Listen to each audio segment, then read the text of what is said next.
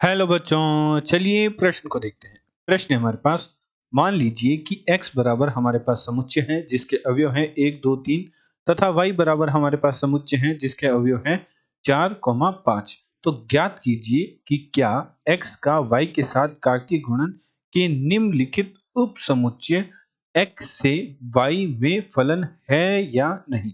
जहां हमारे पास f बराबर दे रखा है समुच्चय जिसके कार्तीय युग्म के अवयव हैं 1,4, 1,5, 2,4, 3,5। चलिए सर्वप्रथम हम प्रश्न के लिए मुख्य अवधारणा लिखते हैं।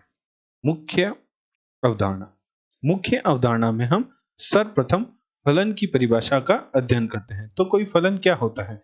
यदि किसी समुच्चय A के प्रत्येक अवयव को किसी संबंध द्वारा समुच्चय B के किसी विशिष्ट अर्थात अद्वितीय अवयव से संबंध किया जाए तो इस संबंध को प्रतिचित्रण या फलन कहते हैं। चलिए इसे उदाहरण की सहायता से समझते हैं।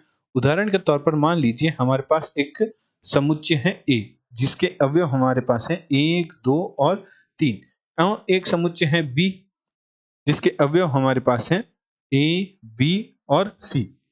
मान लीजिए कि A का प्रतिबिंब B पर है, 2 का प्रतिबिंब C पर है और 3 का प्रतिबिंब A पर है। तो हमारा A समुच्चय से B समुच्चय में संबंध उपस्थित है जिसे हम F द्वारा प्रदर्शित करते हैं। तो यहाँ F है वह एक फलन कहलाएगा। तो फलन F के लिए हमारा जो A का समुच्चय है वह फलन F के लिए A का समुच्चय प्रांत का कार्य करेगा और B का समुच्चय फलन के लिए सह प्रांत का कार्य करेगा। तो हमारा जो फलन F है वह क्या है? एक फलन है। फलन है। चलिए फलन न होने का उदाहरण देखते हैं। उदाहरण के तौर पर मान लीजिए हमारे पास एक समुच्चय है A एवं एक समुच्चय है B, जहां A समुच्चय के अवयव हैं 1, 2, 3 एवं B समुच्चय के अवयव हैं x, y, z। उदाहरण के तौर पर मान लीजिए कि एक का प्रतिबिंब है y पे और एक का प्रतिबिंब है x पे और दो का प्रतिबिंब है z पर। तो यदि A से B में कुछ इस प्रकार का संबंध दे रखा है कि A समुच्चय के एक अवयव का B समुच्चय के दो अवयवों पर प्रतिबिंब है, तो इस प्रकार का जो संबंध है वह एक फलन का उदाहरण नहीं है।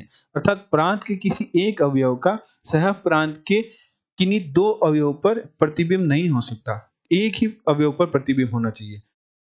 प्रांत के किसी एक अवयव का सह प्रांत के किसी एक अवयव पर ही प्रतिबिंब हो सकता है, तब वह हमारा फलन की परिभाषा को संतुष्ट करता है।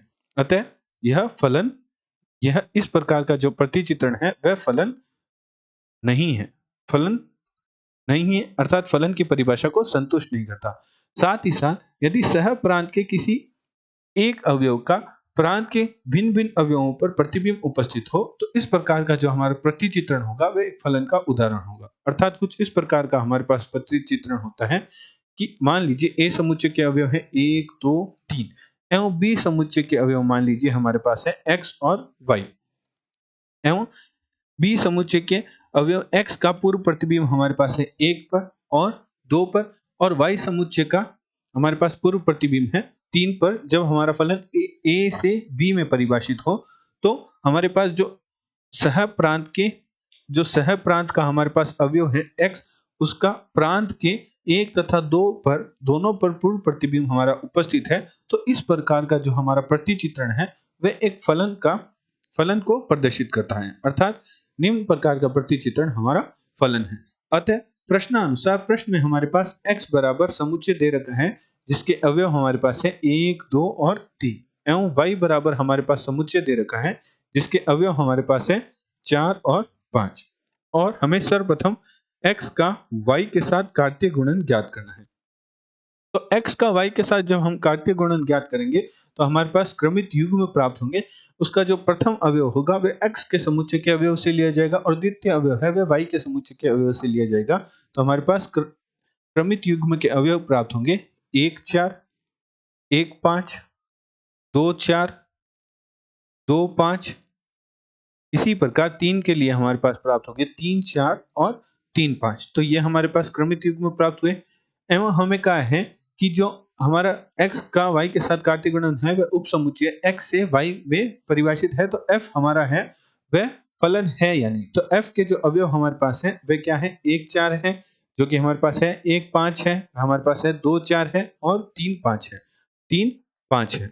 तो हमारे पास f के जो अवयव हैं वह हमारे पास है, f के अवयव हमारे पास है, जो कि हमारे पास है क्रमित युग्म अवयव हमारे पास है 1 4 1 5, 1 4 1 5 2 और हमारे पास है 2 4 और 2 4 और 3 5। तो निम्न क्रमित युग्म में जो हमारा प्रथम अवयव है वह x के समुच्चय के अवयव से लिया जाएगा और जो द्वितीय अवयव है वह y के समुच्चय के अवयव से लिया गया है। जहाँ x के समुच्चय के अवयव हमारे पास होंगे 1 2 और 3 और y के समुच्चय के अवयव हमारे पास है 4 और 5। तो f हमारे पास क्या है, f हमारे पास जो समुच्चय दे रखा है उसमें हमारे पास जो संबंध दे रखा है उसमें हमें कहा है कि 1 का जो प्रतिबिंब है वह 4 पर है और 1 का प्रतिबिंब 5 पर भी है और 2 का प्रतिबिंब हमारे पास 4 पर है और 3 का प्रतिबिंब 5 पर है। तो चूंकि 1 का प्रतिबिंब 4 तथा 5 दोनों पर है, अतः यह हमारे फलन की परिभाषा को संतुष्ट नहीं करता, अतः f है जो फलन नहीं है, फलन नहीं है। प्रश्न में हमें ज्ञात करना था कि हमारा f है वह फलन है या नहीं। तो जो हमारा सह प्रांत है, चूंकि हमारा फलन है वह x से y में परिभाषित है, तो यहाँ जो 1 का y में 2 प्रतिबिंब प्राप्त हो रहे हैं, 1 का 4 पर भी प्रतिबिंब आ रहा है और 5 पर भी प्रतिबिंब आ रहा है, जो कि हमारे फलन की परिभाषा को संतुष्ट नहीं करता, अतः दिया गया हमारे पास जो समुच्चय है वह एक फलन नहीं है। आशा करते हैं आपको प्रश्न का हल समझ आया होगा। धन्यवाद।